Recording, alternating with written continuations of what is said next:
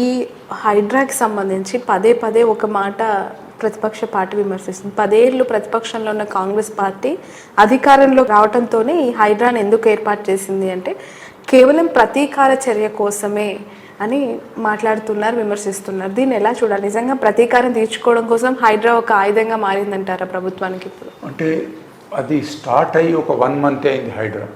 ఇప్పుడే ఇమ్మీడియట్గా మనం చెప్పలేము. Let them work for 2-3 months.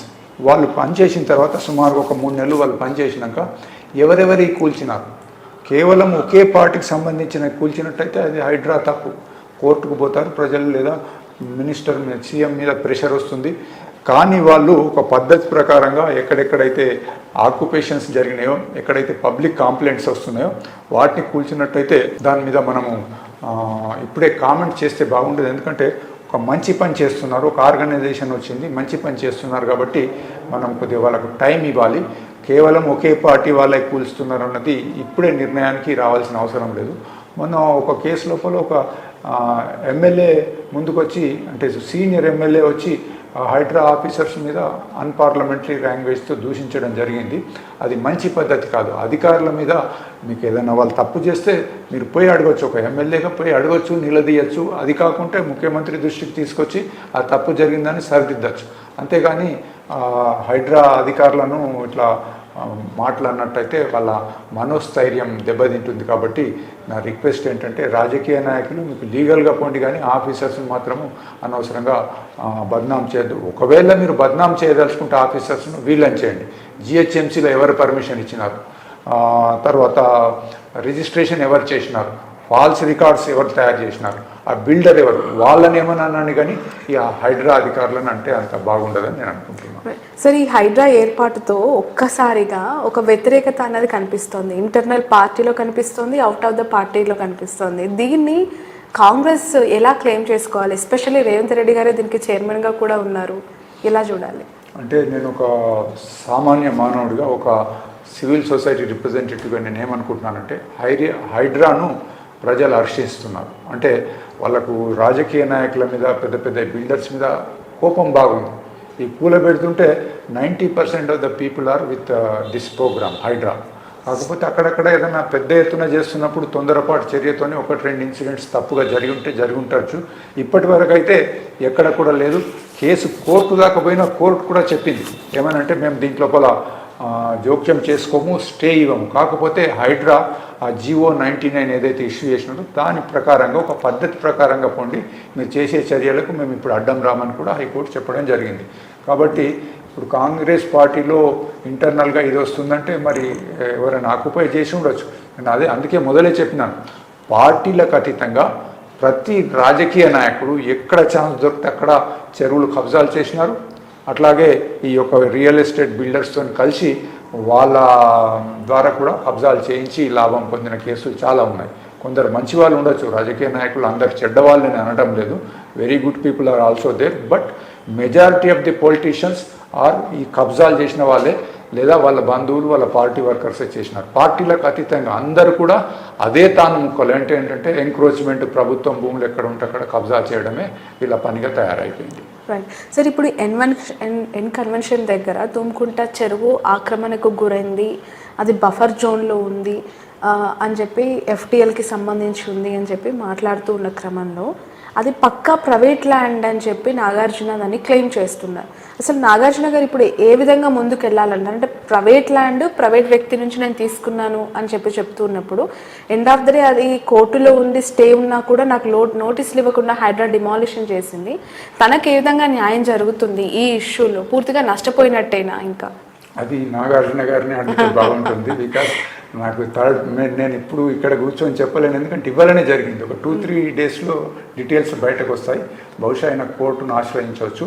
కాబట్టి బట్ హైడ్రా వాళ్ళు కూడా ఎప్పుడైతే ఒక సెలబ్రిటీ మీద యాక్షన్ తీసుకుంటున్నప్పుడు ఐఎమ్ షూర్ 100% వాళ్ళు చక్కగా అన్ని ఫార్మాలిటీస్ కంప్లీట్ చేసి ఉంటారని నేను అనుకుంటున్నాను. But it is a between Nagarjuna and Hydraa. దాంట్లో నేను కామెంట్ ఏం చేయదలుచుకోలేదు. బట్ ఇది ఇవాళ కొత్తగా వచ్చింది కాదు. గత 5-6 సంవత్సరాల క్రితం కూడా వీళ్ళు గవర్నమెంట్ నోటీసులు ఇచ్చింది ఆయనకు, గోడలు కూలగొడతామన్నారు. ఇది జరుగుతున్నదే, ఆల్రెడీ నోటీసులు కూడా సర్వ్ అయిపోయినాయి. చూడాలి మరి ఆయన కోర్టుకు వెళ్తాడా, కోర్టుకు వెళ్తే మరి కోర్టు ఏం చెప్తుందని చూడాలి. సార్, చెరువులు చాలా అందంగా కనిపించే నాలాలు, చెరువులు లేదంటే ఇవన్నీ కూడా పరివాహక ప్రాంతాలు ఏవైతే ఉంటాయో చాలా అందంగా కనిపించాయి. వాటిని పూర్తిగా ఈ కాంక్రీట్తో బహుళంతస్తుల బిల్డింగ్స్తో నింపేసిన పరిస్థితి ఉంది. ఇప్పుడు అక్కడ నేలమట్టం చేయటం ద్వారా తిరిగి పునర్వైభవం, అంటే ఆ చెరువు అంతకుముందు ఏ స్ట్రక్చర్లో ఉండిందో, ఏ బ్యూటిఫికేషన్తో ఉందో అలా కనిపించే అవకాశం ఉందంటారా? ఎందుకంటే ఆల్రెడీ అక్కడ ఇంటర్నల్ లైన్స్ అన్నీ కూడా బ్లాక్ అయిపోయి పూర్తిగా క్లమ్జినెస్తో నిండుకుని ఉంటాయి కదా ఇప్పుడు. అంటే ఇప్పుడు అదే కదా, మనకు టెక్నాలజీ ఉంది, అట్లాగే మనకు మ్యాప్స్ ఉన్నాయి. దాంతో 1990లో ఏ విధంగా ఉండే, ఇప్పుడు ఎలా ఉంది చూడొచ్చు అనమాట. ఇంకోటి, ప్రతి ట్యాంక్కు ఒక మొమైర్స్ అని ఉంటుంది అనమాట. అంటే దాని జీవిత చరిత్ర, ఎప్పుడు కట్టినారు, బడ్జెట్ ఎంత, వచ్చే ఇన్కమింగ్ వచ్చే ఫ్లో ఎంత, మత్తడి ఎంత హైట్లో ఉంటుంది, దాని FTL ఏంటి, అట్లాగే బఫర్ జోన్ ఉంటాయి. ప్రతి ట్యాంక్ ఇప్పుడు ఇరిగేషన్ డిపార్ట్మెంట్ దగ్గర ఉంటాయి. అట్లాగే శాటిలైట్ ఇమేజరీస్ తీసుకొని పూర్వ వైభవం తేవడం పెద్ద పని కాదు. ఇప్పుడు ఏంటంటే మొదట్లో స్ట్రక్చర్స్ అన్నీ ఏవైతే FTLలో ఉన్నాయో తీసేయడం ఒకటి. FTLే కాదు, ట్యాంక్ బెడ్లోకి పోయి కూడా ఎంక్రోచ్మెంట్ అయిన కేసులు ఉన్నాయి. సో అవన్నీ తీసేసి, ఆ కూలగొట్టిన మెటీరియల్ అంతా తీసేసేసి, అక్కడ ఏదైనా బాగా ఉసుకే అది తట్టుకొని ఉంటే అది కూడా తీసేసేసి, దాంట్లోకి వచ్చే నాలాను కూడా క్లీన్ చేసి, ఇన్ఫ్లోను క్లీన్ చేసి, చుట్టుపక్కల కాలనీస్ నుంచి వచ్చే మురికి నీరును ఒక STP కట్టి శుద్ధి చేసినట్టయితే తప్పకుండా పూర్వవైభవం తేవచ్చు. ప్రజల సహకారం కావాలా. ఇప్పుడు ఓన్లీ అధికారులు పోయి కూలబెట్టేసేసి మళ్ళీ ఊరుకుంటే కాదు, ప్రజలను ఇన్వాల్వ్ చేసి ఆ చుట్టుపక్కల వాళ్ళు రెసిడెంట్ వెల్ఫేర్ అసోసియేషన్స్ ఉంటాయి, వాళ్ళ సహకారంతో నాలాను వాళ్ళకి అప్పగించేసేయాలి. లుక్, దిస్ ఈజ్ మీ చెరువిది, కాపాడుకోండి. లేనట్టయితే సఫరర్స్ మీరే, ఫస్ట్ విక్టిమ్ మీరే. మీ గ్రౌండ్ వాటర్ అంతా పడిపోతుంది, మురికి నాలాగా తయారైపోతుంది, మీరు ఇక్కడ ఉండలేరు, ఆ పరిస్థితి వస్తుందని చెప్పి వాళ్ళని ఇన్వాల్వ్ చేస్తే బాగుంటుంది. Right. Finally what is the opinion, అంటే గవర్నమెంట్ పనితీరు పైన ఫోరం ఫర్ గుడ్ గవర్నెన్స్ ఎలా ఉంది? సంతృప్తి వ్యక్తం చేస్తుందా యాజ్ ఆఫ్ నో? వాళ్ళ వర్క్ కావచ్చు, వాళ్ళ డెసిషన్స్ కావచ్చు. ఏది ఇప్పుడు ఇది హైడ్రా గురించి అంటున్నారు? లేదు, ఓవరాల్ ఇన్ జనరల్ కొత్త గవర్నమెంట్ పాలసీస్ అవ్వచ్చు, వాళ్ళ ఇంప్లిమెంట్ చేస్తున్న స్కీమ్స్ యొక్క పనితీరు.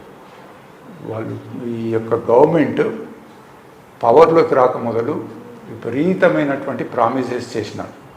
అవి మంచివి కావచ్చు, లేదా ప్రజల మీద భారం పడుతుండొచ్చు. ఇప్పుడు ఆ ప్రామిసెస్ను నింపుకోలేక సతమతం అవుతున్నారు. దురదృష్టం ఏంటంటే ఇంతకు మొదలు పోయిన గవర్నమెంటు విపరీతమైన అప్పులతోని వీళ్లకు హ్యాండ్ ఓవర్ చేసినారు, వైట్ పేపర్ కూడా ఇచ్చినారు. సో ఈ విధంగా ఇట్టి పరిస్థితులలో నేను అనుకోవడం ఏంటంటే ఆ ప్రామిసులు కొన్ని తగ్గించండి, హెల్త్ ఎడ్యుకేషన్ మీద కాన్సన్ట్రేట్ చేయండి. హెల్త్ మీద ఏం చేయడం లేదు. ఇప్పుడు ప్రెస్టీజియస్ హాస్పిటల్స్ ఉన్నాయి, గాంధీ ఉంది, ఉస్మానియా ఉంది. మేము అక్కడికి వెళ్ళి సర్వే చేసినాం. గాంధీ లోపల ఓపీ ఉంది, ఓపీలో డాక్టర్లు ఉంటారు. గ్రామాల నుంచి ఎవరైనా రోగులు వస్తే వాళ్ళని చూసి ప్రిస్క్రిప్షన్ రాసిస్తారు, ఫలానా మందులను. ప్రభుత్వ ప్రకారంగా అక్కడ ఒకటి ప్రభుత్వంది ఫార్మసీ ఉంటుంది, అంటే మందుల షాప్, అందులో మందులు ఉండవు. దాని పక్కనే ప్రైవేట్ వాళ్ళ షాపులు ఉంటాయి, వాళ్ళు రెండింతల ధరతో అక్కడ ఇస్తారు. ఈ రోగికి ఏం కావాలి, ఇమీడియట్గా ఇంజక్షన్ ఇవ్వమన్నాడు, డాక్టర్ కొనుక్కరామన్నాడు అని పోయి తీసుకొచ్చి పెడుతున్నారు. అంటే ఒక 200-300 ప్రిస్క్రిప్షనే రోగికి ఫ్రీ దొరుకుతుంది, కానీ 1000 రూపాయల మందులు మాత్రం మళ్ళీ కొనాల్సి వస్తుంది. హాస్పిటల్స్లలో అన్ని ఎక్విప్మెంట్ ఉంటాయి, కానీ అవి నడవవు, పనిచేయవు.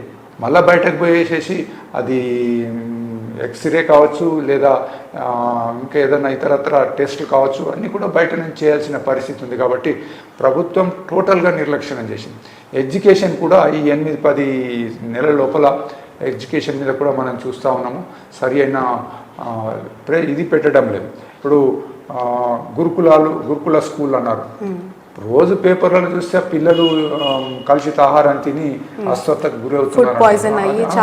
అది ఏమి హాస్టల్స్, కొద్దిగా డబ్బు ఖర్చు అయినా కానీ మంచి క్లీన్ సరౌండింగ్స్లో పిల్లలకు మంచి ఆహారం పెడితే వాళ్ళు అక్కడ చదువుకొని పైకి వస్తారు. సో ఈ ప్రభుత్వం ప్రియారిటీస్ మర్చిపోయింది, ఉచితాల మీద పడ్డారు. ప్రియారిటీస్ ఏంటి? నా ఉద్దేశం లోపల ప్రియారిటీస్ అంటే పేదవాళ్లకు, మారుమూల ప్రాంతంలో ఉన్న వాళ్ళకు ఉచితంగా నాణ్యమైన వైద్యం అందాలి. రెండోది మంచి నాణ్యమైన విద్య అందాలి. ఇన్ఫ్రాస్ట్రక్చర్ డెవలప్ కావాలి. అట్లాగే ఎంప్లాయ్మెంట్ కోసమని వీళ్ళు చర్యలు తీసుకోవాలి. ఇటువంటి వీటిని వదిలిపెట్టినారు. బతుకమ్మ చీరలు ఎందుకు వచ్చినాయి, ఎవరు అడిగినారు? సంవత్సరానికి 300-400 కోట్లు ఖర్చు పెడుతున్నారు. పండుగలకు దసరా పండుగ వచ్చిందంటే పార్టీ, రంజాన్ పండుగ వచ్చిందంటే పార్టీ. ప్రభుత్వము పాలన చేయడానికి ఉన్నదా లేక పార్టీలు ఇవ్వడానికి ఉన్నదా? ఎవరి డబ్బది? Tax payers. మనం అందరం కూడా ఒక టీ తాగితే టీ పొడి మీద ట్యాక్స్, షుగర్ మీద ట్యాక్స్, పాల మీద ట్యాక్స్, ఇవి కాకుండా సర్వీస్ ట్యాక్స్ మీదకెళ్ళి అంటే ఒక 10 రూపాయల్లో వచ్చే టీ 40-50 రూపాయలు అవుతుంది. సో ఈ విధంగా పెట్రోల్ మీద అందరికి తెలిసిందే, దేశం లోపల హయ్యెస్ట్ ట్యాక్సెస్ పెట్రోల్ మీద ఒక 2-3 స్టేట్లు ఉన్నాయి, దాంట్లో తెలంగాణ ఒకటి. ఇట్లా విపరీతమైన ట్యాక్స్లు వేసి పేద ప్రజలకు అవసరమయ్యే వస్తువులన్నీ కూడా అందకుండా చేసేసేసి మేము ఇది ఇస్తాం అది ఇస్తామంటే ఇంతకుముందు ప్రభుత్వం చేసిన తప్పులనే వీళ్ళు చేస్తున్నారు. ఇప్పటికైనా కానీ ఈ ఉచితాలు మీరు ప్రామిస్ చేసి ఉండొచ్చు, చాలా ప్రామిసులు చేసినారు. ఇప్పుడు ఉదాహరణకు తీసుకుంటే బీసీ విద్యార్థులకు విదేశాలకు పోవడానికి స్కాలర్షిప్స్ అన్నారు, మంచిదే ఒప్పుకుంటాం, కానీ అది ఒక 5-10 ఏళ్ళే ఉండాలి. అంత లోపల ఇక్కడ ఆ స్టాండర్డ్కు డెవలప్ చేసుకోవాలి. 140 కోట్ల మంది ప్రజలు ఉన్న దాంట్లో వాళ్ళకు మనకు ఒక మంచి మెడికల్ కాలేజీలో, ఇంజనీరింగ్ కాలేజీలో లేవు. అక్కడ పోయి ఎక్కడ పడితే అక్కడ ఉక్రెయిన్లు అంటారు, సింగపూర్ అంటారు, ఇంకేంటారు. ప్రపంచంలో నలుమూలల్లో మన వాళ్ళు మెడిసిన్ చదవడానికో ఇంజనీరింగ్ చదవడానికే పోతున్నారు. మరి మనం డెవలప్ చేసుకోలేమో? ఒక విద్యార్థి మీద 30-40 లక్షలు ఖర్చు పెట్టి బయటకు పోవడానికి స్కాలర్షిప్ ఇస్తున్నారు. ఒక 5-10 ఏళ్ళే అది మంచిది. ఈ 5-10 ఏళ్ళ లోపల మనం డెవలప్ చేసుకోవాలి. ఆ ఉద్దేశం ఎవరికి లేదు.